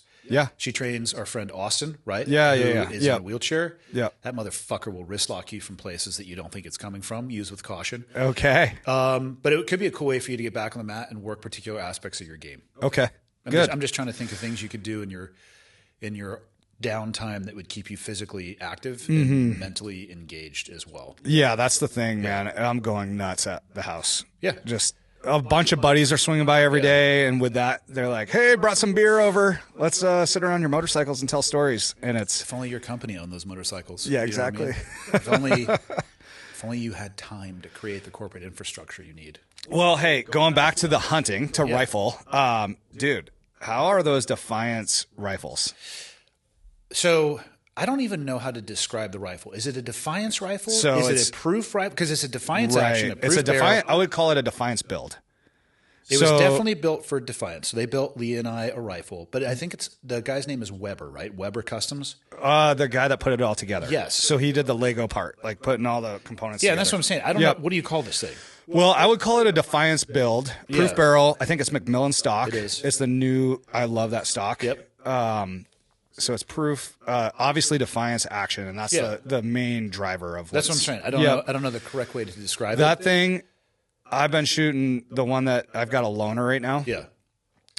Yesterday I shot it at the range. It is stacking rounds on top of What's each the other. caliber? 6.5 Creedmoor. Leah's 6.5 Creedmoor is legitimately a quarter of an angle minute gun, It's insane how which is more accurate than I would say 99.99% of shooters. I pulled out the arrow gun. I pulled out a couple Christensens. Yeah. I pulled out my proof. Why didn't you come by and get the chrono too? Like Well, it just didn't. We were at the barbecue, Yeah. or the bonfire Yeah. at your house, and then you flew out Tuesday, and just Monday didn't work. You were. I would just let you. I could have told you where it's at in the house. It's all You could go good. grab Yeah. I borrowed one from Chad at Defiance. One of the little ones. Yeah, dude. Dude, how awesome are those things? I couldn't believe it. Yeah. I love that thing.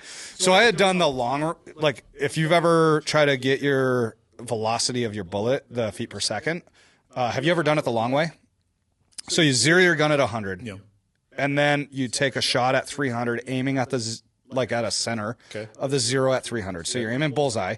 You're going to have a drop. Yes. So take 5 shots, take the average grouping of those shot group, measure with your tape measure, like how many inches did it. Mine's fuck like are you talking about? I'm 100%. This is how this it the works. Civil War? This is real. Is this fucking 1776? Check it out. Stand by, Hold on. Why would I do this because you got a chrono. I'm just telling you when in case. it's 2024, almost 2025? Well, I didn't have a chrono for a couple days, so this is what I did. Check it out. Did you use so a you measure? Did you use a sundial in this process anywhere? Yes. So you measure the drop. Sextant. You're looking for like the north. You've never heard of this? Measure the drop. And then what you do is that's the only time you use inches in your ballistic calculator. But then you go in and you adjust the velocity of your bullet to where the drop lines up for a 300-yard shot. Mm-hmm. And then you have your feet per second. Yeah, that's a strategy. Yeah, it does work, but it's way more rounds downrange. So I have no relationship with the brand, but I was at the range. We were sighting in, and this guy rolled over. I was using the orange lab radar. Oh yeah, your old chrono. The old chrono, which has worked for me well, and then I couldn't get the thing to work. And this guy rolls over and says, "Hey, have you ever heard of the Garmin Zero?" Which I think starts with an X, Xero. Yep. I said, "I don't know what the fuck you're talking about." He rolls over with something smaller than. It looks like a GoPro. There you go. It looks exactly like a GoPro, even with the little triangular pod. He came over, set it up for me, let me use it for a second. I think it was in my Amazon cart by the time we had left the range. This thing's fucking. I travel with me everywhere it is now. So awesome. That thing works so well. It doesn't work as well as a tape measure, and a 300-yard shot and all of that stuff. I like to know how to do it, bro. I like to know how to do it. And my, I'm not putting my faith in Garmin. I'm going to do it myself. You really don't, because I've watched you lose to the Garmin in reaches. You really don't put your faith in Garmin. Dude. Yeah. No, that thing travels with me everywhere. It's awesome. So you go ahead and do your tape measure. Well, if I had the option, I would use the Garmin. Just saying. Because it was amazing. The thing never missed a shot. It tells you right where to sit it. It gives you each individual shot, the average, the peaks, the lows, right into the. I'm using the Vortex. I think they're Fury binos, and so that has an app too. Yeah. And I can have 3 profiles in there. You load up all your, the ballistic coefficient of the round, the feet per second, the height above bore for your optic, and that thing is just spits you out dope. Yep, which is amazing. That's cool. I haven't used those Furies yet, but yeah. Having said that, I am not a fan of relying upon batteries in environments that might need to risk your life on. Hunting is not one of those. Right. I do like when I have the chance to go to a range, I will write down my 1, 2, 3, 4, 5 and all of those things. Mm-hmm. But most of the time hunting, I also just carry extra batteries, Yeah. Yeah, totally. It's amazing because you can pull your binos. Because I used to have binos, then a rangefinder, which was ballistically compensating too. Now it's just pull on that thing. Yeah. Tells you that shoot. You can set it up a variety of ways. You can see the true distance, the shootable distance. It does angle, barometric compensation, spits you out your dope. You dial your elevation. And go to town. But those rifles are ridiculous. It was so impressive yesterday. I shot 725 with that 6.5 Creedmoor, which I wouldn't shoot an animal that far with a Creedmoor. But it was every time dead center. I'd shoot a deer with it. At 7? Yeah. Yeah, I probably would too. Depends on the circumstances. It would need to be a soft tissue shot. Yeah. I would worry. We were with a guy on our hunt who shoulder blade shot a bull, and it clearly the arm was swinging. We could not find a fucking drop of blood. That was archery or rifle? Rifle. No kidding. With a Creedmoor? 6.5 Creedmoor. Okay. Which I have killed a lot of elk with a 6.5 Creedmoor, but I wouldn't recommend shooting an elk in the shoulder. Yeah. With a 6.5 PRC, Those things that is a sport mode, dude. even then though, on an elk with that Yeah. caliber, I would say pull it back from the shoulder a little bit and Yeah. put it into the soft tissue and go for the lungs. We had 6 people. It was on video. Mm-hmm. We could see the impact. Mm-hmm. We walked in lays to where it was. 6 of us, No blood. fanning out for a day, just trying to help. We couldn't find shit. It makes sense. I mean, it probably didn't penetrate that shoulder blade, didn't. and You so could there's tell. not a lot of blood in that meat. You know. That elk will die, but from an infection or winter. Yeah, unfortunately. exactly. And where we were, if you wound the animal, that's your animal. Yeah. Was it a big bull? Dude, I'm not good at, Right. you know. Yeah, the ones in my house are big. So You know my just theory. swing on over there, and then My theory is if it walks out in front of you, it probably shouldn't be walking any farther than that. It drives Dudley insane because he knows if anything legal walks out. That's the only thing I ever ask him. Okay, is that legal? If he says yes, I'm drawn is back. he prepared for your whitetail hunt? My plan, I think, is to shoot the smallest doe that I can with my governor tag. Are you gonna use a pistol? I can't. Oh, you can't. I thought he can't. said any weapon. No, that's where we were. Oh, It's archery only. Oh, gotcha. Yeah, I did want to take just a 38 snub nose and just see if I could get it done. Evan, I told Evan about that idea, and he loved it, but he said I needed to go full Adidas tracksuit with a gold chain and like some rubber bands around the grip. Yeah. And just that's all you get. Dude, is that's from a so tree funny. stand. I know it'd be amazing. I would do it too. God, that'd be loud. So whitetail, Iowa, governor tag. Which just and people have asked me about the governor tag. I think that just means I didn't have to go through the draw. Okay, yeah. There's not a So a governor's governor- flock of deer that comes out. No. I wonder though, because the Montana governor tag is like the trophy bid system tag. I don't know. It actually, no, I take that back. It wasn't Dudley that got me that tag. I was involved in an event, and one of the organizer of the event offered me that tag as part of coming out there. I don't know the mechanism that they do it, but yeah, it's not a trophy. It's just a tag. Yeah, It's- yeah. Which I didn't realize how hard it is to get Iowa white-tailed deer tags because really? they're monsters Yeah. out there. It's just a draw. So does Dudley get one every year as a resident?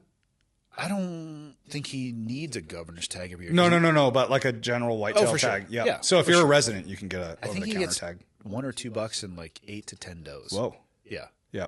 I think they actually really prefer that you shoot a good amount of does as well for Yeah. population control. Yeah. Yeah, so that's my hunting season is still pretty stacked. We go Wyoming next for cow elk. Take myself, Leah, and my dad And when's that? next week, Okay, cool. and then Rifle, obviously with your dad. all 3 of us will be rifle there. I'm going to be rifle only this year, just for my shoulder, just Yeah. to give it time. Except for that whitetail. Is that archery? That'll be the only time I've actually pulled my bow back. And Okay. I'm glad, though, that I gave it the time off that Yeah. I did. Like, I'm back on the mats. The dislocation was gnarly. Yeah. But I was pretty substantially worried about what that was going to look like, but gave it some time. So that'll be archery. Then I have a hunt in Texas, which will probably be, that's kind of an any weapon one. Whitetail in mid-December out in eastern Montana. I still have to figure out what to do with my Montana elk tag, though. Yeah. Well, I might be going down and just sitting in a truck, so we might be putting something together if you want to go. I could help you with that. Yeah. It's, I think it'll be fun. There's a spot that I have been curious if during the day, because I always see tracks at my truck when I Yeah. get back to it. It's going to suck if I sit there all day, but that might be my only option. But then to have, if you're out hunting and Adam's out hunting, and you and Leah go up one ridge, I think there's potential for some big Yeah. bulls. So all depending on timing. Yeah. My schedule is an absolute nightmare. yeah, that's like when we were trying to line some stuff up, it sounded like No, I it was leave super Thursday to head out to the East Coast for the fall SBG camp with a stop in DC on the way. Get back for 4 days, head to Wyoming. Get back for a few days, head to somewhere fucking else. I can't Yeah. even remember. Get back for a few, and then Costa Rica for jiu-jitsu. Leah's teaching a jiu-jitsu seminar in May of next. Like, it's insane. Yeah. When's it slow down? I think sometime close to around when I die. Literally, man, it's pretty wild. It seems to be accelerating. The tail end of the year, Yeah. Leah and I talk about this every year. We're going to try to guard some Right, time right, and not right. stack stuff up. Yeah. And then it's just, Well, what happens too is a lot of times you'll do a trip that's so epic and you're like, okay, we got to make this annual. Like Bald Face, for example. Yep. Like if you do that, you're like, hey, we got to pin this in that's the on the calendar. calendar. Yep. And then when you start doing those annual trips, time starts stacking up around them. They come in onesies and twosies. Your schedule looks great, and somebody will say, hey, what do you think about doing that? Oh, it's just a weekend. I'll slide that on there. Yeah. And then Lee and I share a calendar, and the next thing you know, like, oh, shit, something else stacked on top of that, or butts right up against it. And, you have – I'm not even unpacking my bag from this last trip out to Dan. So we went to our buddy Dan Hart's. He just had his grand opening of his gym in Woodstock.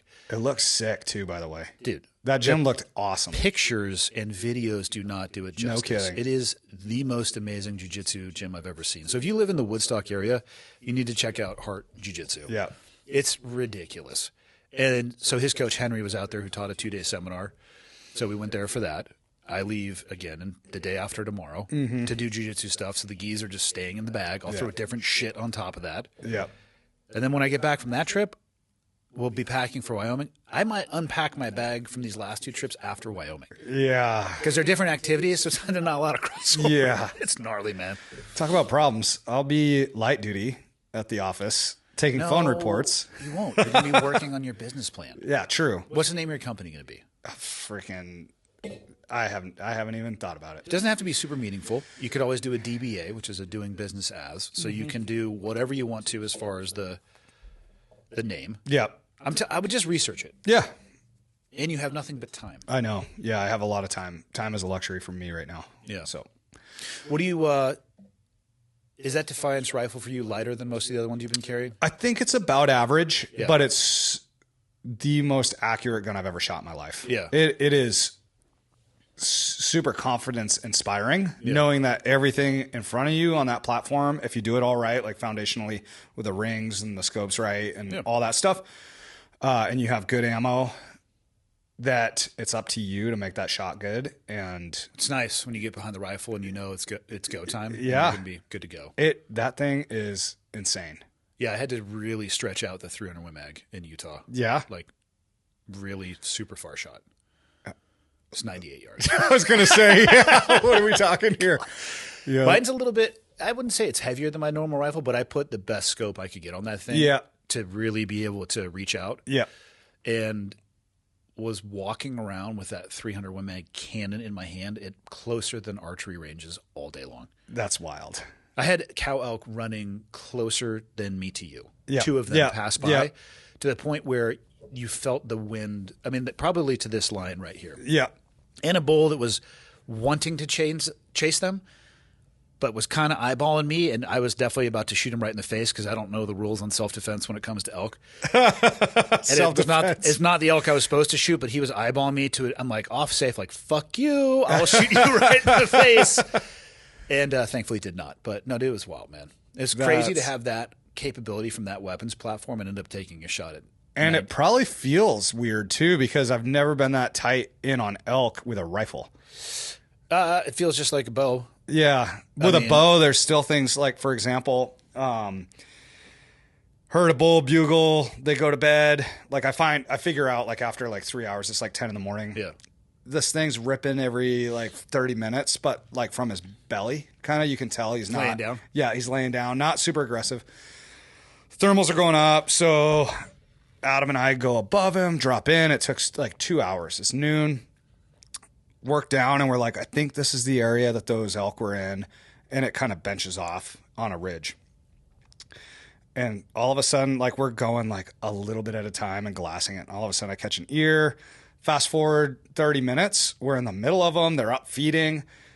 I'm like, I'm going to shoot this cow because what I'll do is as soon as the arrow goes through it and it runs, it's not going to bark at me if it gets hit.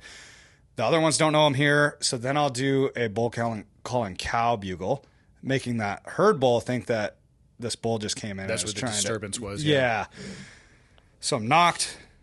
I've got my range. It was only 30 yards. This cow's feeding, and I just like take my eye, and Adam's watching this all from behind me. He's like, and this took an hour and a half to get into the spot.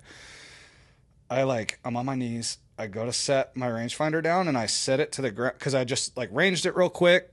I'm like setting it down like this, and I look up, and this cow had stepped one step forward, and it's just got me pinned. And I'm like, oh shit! Like now my rangefinder's in my hand, down on the ground. It's about Why is it on the ground? because I'm on my knees. Like it's I just set it down so I can grab Where do you normally keep it? it right in my Sitka chest pack. Why didn't you put it back there? Because it was like range and then slide it in there. I just was like, I'm so close to the ground because my right leg was kneeling, my left leg was straight. That's how you end up looking for your rangefinder back at the truck. Oh, I was about to slice this thing, dude. I was about to. You could have kept eyes on and just put it back. Yeah, I could have. But anyway, I set it down and I got picked up by that cow.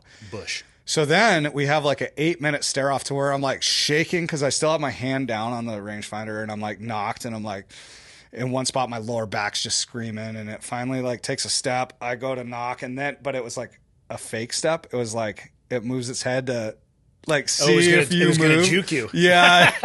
So it takes a step and I like let go of the rangefinder, come up to my release and it like barks and runs and I'm like, damn it. But it's a game of inches, man. Dude, it's so fun. Why would you put your rangefinder on the ground? Hear me out. No. Super steep. No. Range. I'm just going to set it down. Why? Because I didn't want to put it in my little bino harness. Do you think through anything that you do? I thought that whole process. That was like. How'd that work out for you? Not very good. Yeah. You could have kept your eyes on and like froze. Hey, buddy. I'm sorry that. It's called gear adrift. Yeah.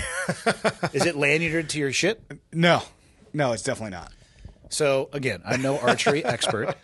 I have my rangefinder on my bino harness for archery. Mm-hmm. It's lanyard to the strap, so I can click it, and if I even needed to, I could drop it, and it still swings right down next to I usually have it lanyard, but... Really? Usually? Why did you not that day? I just didn't. I don't know if you should be guiding people. Yeah, probably not. Damn it, dude. I want your stories to end differently. Well, it was...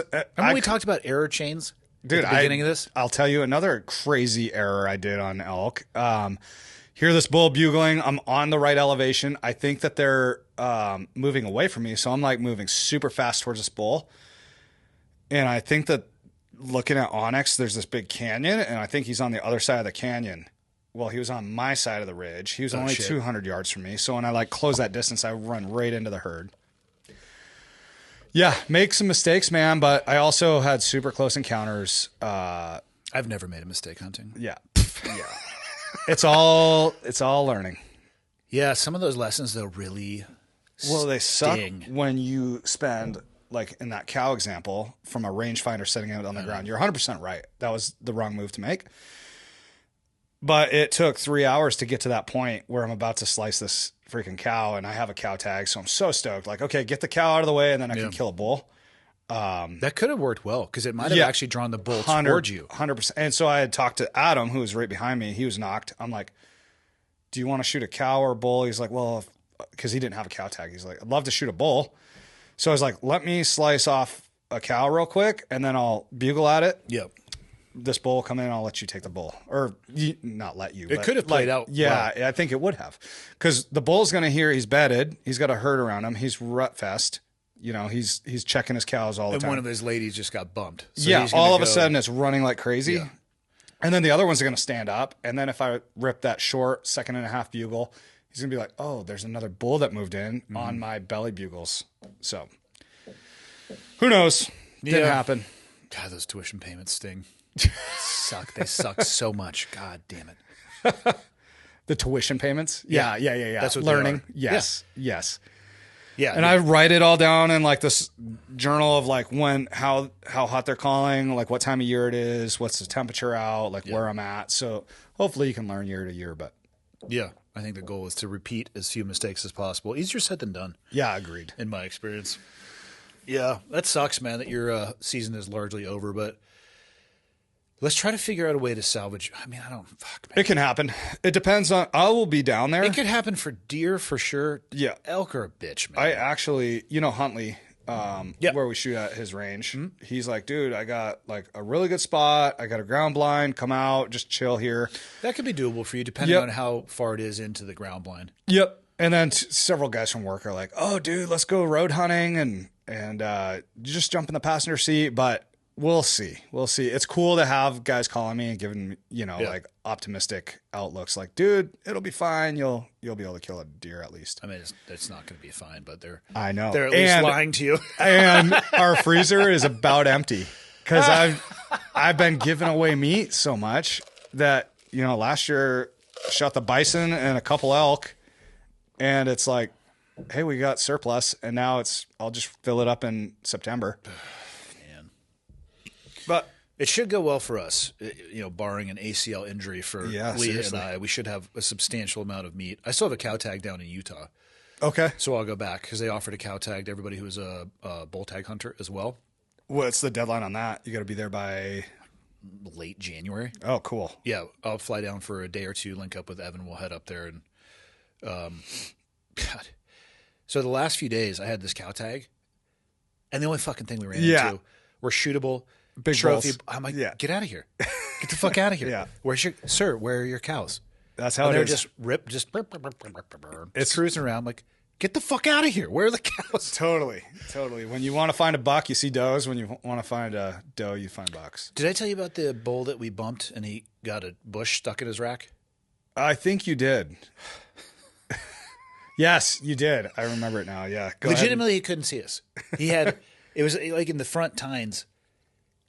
It was like a wreath, a Christmas wreath. And he stopped and he's looking back at us and he starts lifting his head up to look underneath it, clearly not able to see us, runs off into a small meadow and just is eating shit everywhere. It was embarrassing. I'm like, sir, you need to go spend some time getting that off. Yeah. It was embarrassing. Well, it's impressive how those bulls can run through the timber and just put their antlers back and cut through trees. You're like, how did these horns get through here? More impressive than that to me is we had a variety of elk encounters that day. We had bulls walking in on us to under 10 yards. We were looking in one direction, watching two bulls kind of manage their cows, and other satellite bulls would walk right up.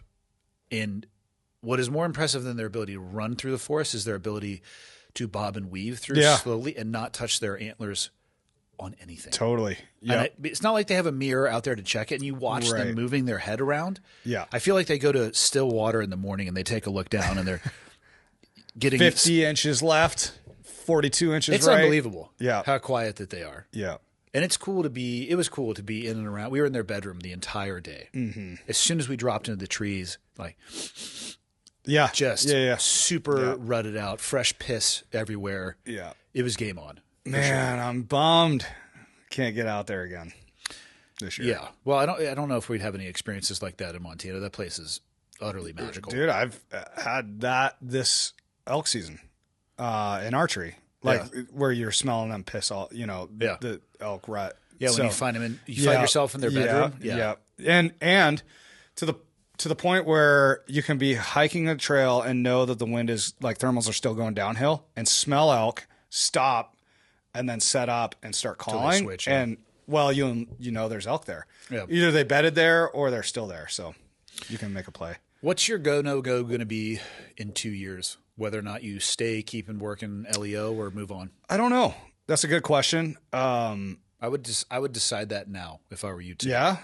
You think I'm not saying make the decision as to like I'm going to stop LEO in 2 years. I would say determine your criteria or start thinking about your criteria. What do I need to have in place? Right. Where it becomes if I have ABC all the way to XYZ, if I have these things, cool, then I can go do this. But if I don't have these things, then I can't. So I know a few of the things. One of them is financially have to make that work.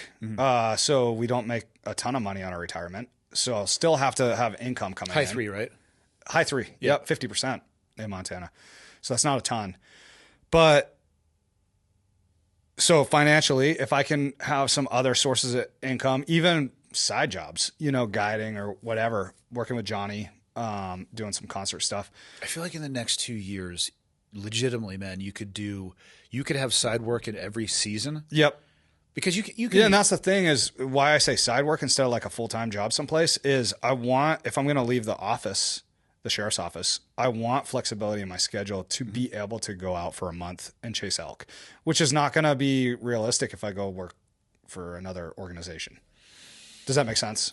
It could be depending on the structure that you have. Like Johnny would, as an example, would understand that September you're largely unavailable. Exactly. No, that would work out. Yeah. And he's always like, man, there's room at the table for you. So come on And over. you could build these sectors of your business to a point where you are then outsourcing and hiring people, right? You are the spokesman for the brand, for lack of a better term. I can't think of a better metaphor right now. And then as the business increases, you are pulling other people on. So they're actually doing the service work that you're getting paid for, and then that would free you up for your Septembers. I know I have a talent in a lot of different things, both like the outdoor industry and also the networking of putting the right people together for the right things. Have other people told you that you have this talent, or is this something that you I've been self-actualized? No, I've been told that, and Who told you this? And if it was your wife, you told me this. I did not. That's why I'm asking this question. I feel like this is your wife trying to pep talk you. No, dude. Yeah, my mom says I'm a catch. No, man. I just like watching other people interact, and like I'm not trying to garnish anything out of it, but like if you walk in someplace, I'm gonna like, it's almost like a de-arming somebody. Like if I see somebody sitting kind of weird, You're an like, extrovert for sure. Hey man, what's up? I'm Nelson. Like, how's it going? No, you're an extrovert. And We I then have that talked leads about it. down this path of, tell me about your life.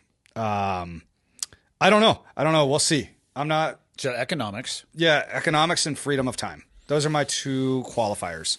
What's more valuable to you, money or time? Time. Yeah. Time. Same. Yep. I don't care about the money. Time is like, I love, hey, you call me, we're going to go on a dual sport trip next week. Yeah. Let's go. I've been able to, I'm not a wealthy person by any stretch, but I've been able to just buy some of the stuff that I wanted to. Mm-hmm. I almost always give it back. Yeah. I mean, I had a Shelby F-150 Yeah. for a bit. Yeah. Just sold it back. Yep. It was cool. Yep. The payment wasn't cool. Right. Driving it around infrequently was cool. It was like my absolute dream truck Yeah. that I gave back. Yeah, for sure. And like paring down things is good too. Like you asked me how many motorcycles I have. I'm like, well, and then how often do I use those motorcycles? But and then, the issue you're having right now, you should have those motorcycles if that's what you want to do. Right now, if you just look at it as a category, I think you could shift those over where then an argument could be made to Rose where perhaps you need more. yes, I agree. Because I saw this. I freaking love motorcycles, dude. I saw this meme online, and it was like You my like house things with engines. Yeah, but Snowmobiles. 100%. Yeah. Yeah. Nice trucks. Yeah. Old trucks, high boys. That's what I'm saying. You like. I think you are mechanically inclined and you like tinkering with that Yeah, stuff. and I love some of those projects and have some free time to do that. But anyway, I saw this house. It was like a single wide trailer, like dilapidated shutters, if there's shutters on a trailer. And it said, my house before I win the lottery. Then it said, my house after I win the lottery. And it was the same exact house with 50 motorcycles in the yard. Yeah, man, that's me for sure. Yeah. But I'm definitely in that phase of paring stuff away too. I like, so for example, that 890 that I bought off you. Yep. That was an opportunity. You gave me an incredible deal on that thing. And so it was something that I jumped on, and I moved Did out I of ever give you the title? I don't think so, actually. It's probably still my bike. That's why it's still running red lights. So You assume the license plate on that came from my bike? yeah, exactly. I've never run it. But in Montana, we have a lot of activities. In our garages, we have a lot of things. And like we will go paddleboarding in the evening and just go out for like 2 hours. It's nice to be able to jump on the 890 and be like, hey, I'm going to go for the afternoon, go up to Polbridge, Yeah, get just go for a rip. Yeah. So opportunity, and it's not, I'm not going to put my family in debt to do something like that, but it's nice to have that opportunity there. Same with a dirt bike. Yeah. I love riding dirt bikes. I don't like, we'll see if I justify it over the next year. If I ride it enough, I'll keep it. If I don't, I'll offload it. You know what I'm saying? Or make it a business asset. Yes. I feel like there's a way we could convince Rose you need more snowmobiles and more bikes. My snowmobile game's getting strong. I'm actually going to sell one How many of do you them. have? 4 of them at the house right now. Yeah. Technically, a couple are my cousins. So You have to create a business, yeah. dude. Yeah. I mean, don't get me wrong. I love stuff. Yeah. It's cool that you have all that shit. Yeah. But that, Have that again, shit working for you. yeah. And several of those are my cousins because he'll come out from Boston, Yeah. fly in so he doesn't have to trailer. And then Where do you store all that stuff? in an enclosed trailer. Okay. Yeah. I feel like you're almost at like a prepper con Xbox stage. Oh man. Well, I'm actually trying to get financing to build a huge shop on my property so I can, Where would you put it if it's coming down the driveway? So coming down, you know how it 90s to the right towards the house, go straight to the left, right along that fence line there. Okay. Yeah, and I think I want to put like a shop in there. Like, so it's going to be 40 by 70. Yep. With 20 by 40 living space. So like a 2-bedroom, 1 bath with a little kitchen. And I can either rent that out, pay for the shop, or down the road, rent the house out. I can stay in, Rose and I, if we're traveling, we can stay in that. Just gives us opportunity to have more. And if friends are coming over, they got a place to stay, that type of thing. Okay. So we'll see. That could be cool. Yeah. So then it's 40 by 50 shop space. Put a big lift in there to work on my trucks. Almost, if only you had a business that could I know. pay for that, own that space separate from You're talking me into it, buddy. I just have to know my direction because I don't want to invest the time into, like, I have to know. You're not paying attention to anything I'm saying, are you? I know. Why do you have to have the direction?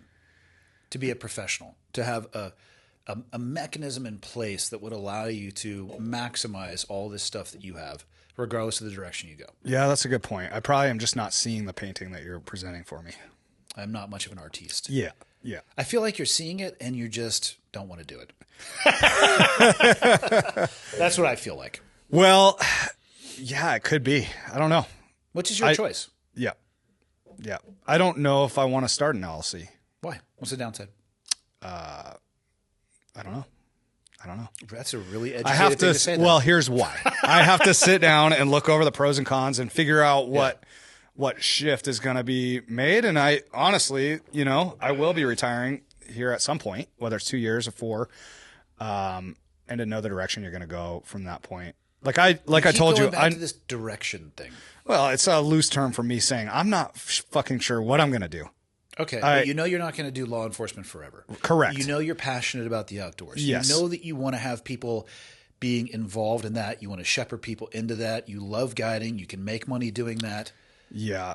Yeah, I don't know if I want to guide though. It's hard to say. It's up in the air for me. All right, so cool. I mean, I guess in 3 years we can just have the same fucking conversation again. Let's do it. My God, dude. If only you had the time to research the pros and cons. Oh because yeah, you couldn't really work right dude. now. I actually think about this often, and it's not like it's just I'm not sure. Like the other thing is the permitting, like to legally open an outfit. You're putting barriers in front of yourself. No, I know. That's I know. the cart in front of the horse. Yeah. Take the first step, which you could almost immediately probably realize a tax benefit. Well, let's start a motorcycle company together. Where the fuck did I get involved in this? You're gonna be my partner, dude. No, let's do this. no. I don't do partnerships anymore. Oh yeah, no kidding. No. The hardest of passes. Yeah. Do it on your own. Yeah. We'll see, man. I don't know. You're impossible to help. Mm-hmm. We'll see. Well, I didn't know that we were going to be sitting down and doing like an intervention on my future. I'm not doing an intervention. I'm trying to help you. Yeah, I know. And I appreciate that. I just don't have a clear outline of what my future is going to look like for my own personal. I told you, like, definitely financially stable and time, like, availability. I will help you start the LLC, but I get to name it. Oh, yeah. It's a hard pass. Oh, okay. So you do have lines. Yes. Okay. So what's it going to take for you to do it? Yeah, I'll start working on it this week. I'll be bouncing ideas. won't. Yes, I promise you. You're going to get some texts. What's your first LLC idea? And remember, it doesn't even fucking matter. Right. Because you could do a DBA. Yeah. Well, it will be nice to be able to write off the motorsports that I purchase. Mm-hmm. So it'd be something to encompass that. Whether it's... Such as?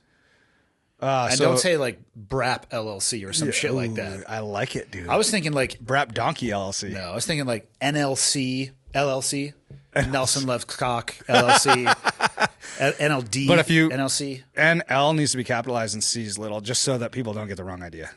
That's fine. Yeah, that's fine. Yeah. So yeah, either NLC LLC. I'll help you with this, but I get to do the naming. That's all I ask. Like Epstein. Tyler's window. Yeah, Epstein's Christmas lights. They're not going to hang themselves. Or peeping Tom windows. Yeah, I love it. People either love the names or hate them. And I told him, you're going to get a really good assessment of who's going to be a repeat customer or client. Yeah. Right when you give them the name, they're going to say, get the fuck off my property, or that's amazing. And here's my friend's phone number. So that's when they hear about it. If I like somehow hear about his window cleaning and he comes to my house, cleans the windows, then he tells me the name of his company. Yeah. He'll say, hey, my name's Tyler. He starts with P&T Windows or PT Windows. And if somebody asks, he says Peeping Toms. He's doing good. He's got Michael doing window jobs. He's got fucking passive income in college at 19. How many does he have while he's in college? Many. Like, they're up here? Yeah. Yeah. Yeah, and Michael does them? Yeah, he has Michael do them. Yeah. Does he take like all the money and make Michael I think do it's it a for 70-30 split. Tyler keeps 30. Okay. He wanted to pitch it the other way. It's like, bro, if you want to have anybody ever work for you, you need to rework these ratios. Yeah, totally. That's funny. So cool. What else you got for today? Not much. Getting ready for this antelope hunt, and that's about it. You said you guys leave first thing in the morning? Yep. Yeah. That's a long drive for an antelope, It is a man. long. Yeah, I there's couldn't justify it. 2 antelope. Yeah. And then Layla can shoot on youth hunt a deer. So Sweet. whether it's whitetail or muley. So potentially 3 animals. When will you know on your surgery date? The 30th. I feel like that's a 6-monther minimum Oh recovery. yeah, absolutely. Oh, I was going to ask you. Do you know anything about peptides, BCP 157? Yep. Have you heard of that? Yep. I've taken some for my shoulder, and then I am just started to take an oral version to try to address some gut health issues. Okay, yeah, and I've heard of both. Yep. What was your experience? Well, and this is where I feel like I recovered quicker, but I had never had an injury like that For sure, you before. don't have a So baseline. I don't have a baseline. Dan Hart, same guy I'm talking about that owns Hart Jiu-Jitsu, had used BPC 157. Rogan had talked to me about it, and it seems like they're not explicitly sure of the mechanism, Right. but it has some amazing healing properties. So when I nuked my shoulder, Yep. I've talked with you about this. I work with Merrick Health. Yep. I reached out to my patient coordinator, and he put in a script for BP 157 injectable with a TB 5000 500. peptide. 500, 5000. Yep. Yep. Because I've been tracking this. Yep. Injectable for both, subcutaneous, and I do feel like my shoulder healed quicker. But I want Do to you do it near the injury site? I researched that, and it seems as if that was hit or miss. So I went subcutaneous stomach, just with an insulin needle, very pain free. The BP 157. I ran out of one of them faster than the other, which was the design. I forget which one it was. Mm-hmm. And I just want to be always upfront and clear that I didn't have any experience with it before. Yeah. I've had stomach issues for a while. Like I feel bloated often, and I've been talking again with Merrick. We just dove in on this huge gut health protocol, and it's starting with BP 157 orally. I'd have to pull it up to look exactly at what it is, but again, the healing properties of the peptide. My sister is starting to she does palliative care now, which is end of life care for people. Like, fuck, Ugh, that's a rough job, man. bro, people who are willing to do that stuff deserve a sainthood immediately. Yeah. She wants to switch to the other side of that, working, I don't want to say exclusively with women, but working with women on perimenopause, premenopause, menopause, all this same stuff. Because they have hormonal issues just like we do, just different names for the hormones. And her and I have been talking about it because she might get her ability to prescribe here in Montana. She's doing a ton of research into the peptides, and she's saying that she thinks that a lot of the way forward will be through those peptides. Man. I don't even know exactly what the fuck they are. I have taken the advice of people that have had benefit from them, and I literally took the first pill this morning. So I can't tell you. Okay. I just started it this morning when we got back. Yeah, a couple of dudes at elk camp filled me in on it. Matt Miola being one of them. And then I just went down a rabbit hole and just started researching as much as I could. Yeah. Huberman has a bunch of stuff out about it. But I'm definitely going to get some of those for my after surgery. You 100% should. Yep. So I'm pretty stoked. I didn't know if you'd ever heard of those or you had used them. Good experience so far. Yep. Good. That's what he was saying. From everything I've read, the only negative would be if you had a tumor, like a cancer, because it would also grow that. And he was saying specifically like an eye tumor. Well, just don't inject it in your eye. Well, yeah. Yeah. That would be gnarly if you had to. But getting my blood work and all that stuff, hopefully. How's your blood work looking? It's good. It's good. I just had another one yesterday, so we'll see what that comes back as. Where do you get it drawn? At my house, they send somebody out there. Yeah. Fuck you. I have to drive to Missoula. Yeah. Merrick uses LabCorp, and Missoula is the closest LabCorp. Okay. But I'm there for 5 minutes. They have like a nurse or something they contract with. Oh, that's dope. Yeah. Okay. Yep. So I just have to do the fasting and all that. I will. Do you do the fasting? For the blood draws, yeah. Yeah. Yeah. I'm wearing a constant glucose monitor, one of those things. Oh, okay. And I wore it the whole time at the seminar, and I didn't feel it at all doing jiu-jitsu. Based off my blood work, I'm trying to be way more scientific. Yep. There's how you feel, right? You eat whatever you want. Like, hey, how do I feel? I'm trying to figure out exactly what inside of what is it actually doing? And it has been interesting, man. And again, I'm not trying to do an ad or an endorsement. So I've been using Merrick. I reached out to Rob Wolf based off my last blood draw. My fasting glucose was a touch high, nothing crazy, but a little bit outside of that metric. So I reached out to Rob. He linked me up with a company from a guy he knows called Levels. Okay. And again, I'm not, they sent me out a kit that came with the 3 of the constant glucose monitors. I've only had it on for about a week. They last for 10 days. But, so like right now, stable blood sugar. We ate at the airport yesterday. That's the highest single. Wow. That's the highest single spike that I've had in my blood sugar. Wow. And that was not. What'd you eat, dude? Chinese food at the airport. Limited options in Chicago. Yeah. But we were looking at it, and it was heavier there on the meat, and it was some vegetables and a little bit of white rice. It fucking skyrocketed. Wow. I didn't feel anything crazy different, and I'm just trying to get an understanding of what is my body tolerating versus what's not going well, and to try to round the edges out. Because for sure. I just want to be more scientific about it. So there's the peptide stuff, the TRT, all the other. I'll send you the treatment program that I'm on. Because why not, man? Yeah. I'm trying to figure out the fuel source that my body works off of better than just this anecdotal, like, oh, I feel okay. Because for me, that's not great. Right. Yeah. Not that I have a crazy high pain threshold, but when I go see the chiropractor or the doctor and they ask about pain, I'm like, well, how bad did that hurt? I know. Yeah. I don't 1 know. to 10. What is 3? what's that? I mean, yeah. You talk to the right person. That's a 12. Yeah. Is this somebody cut my foot off with an axe without anesthesia? Yeah. Or a titty twister? Yeah. But it's interesting. The CGM has been interesting. And I'm trying to fuck around with protein sources with vegetables, protein sources with fruits. Is there a combination? And from what I can tell, the goal is to just keep the peaks and valleys as low as possible. Right. Yeah. Which I can't, based off of one of the things that spiked my blood sugar crazy before that, carne asada burrito. No kidding. Yeah. Yeah. And I don't know why. I wonder, so something sugar related, correct? Because that's what it's reading is the glucose? Yeah. So it's your what's body's the rest reaction of to what your, you're eating. like when you're cooking at home, like, so since the airport, that spike, you've obviously eaten since then. I had some steak this morning is all I had. A little bit of protein this morning. Okay. Yeah. All right. Coffee doesn't seem to affect it.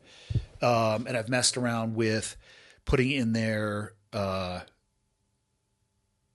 creams, whole milk, stuff like that. That seems to be stable. No big deal.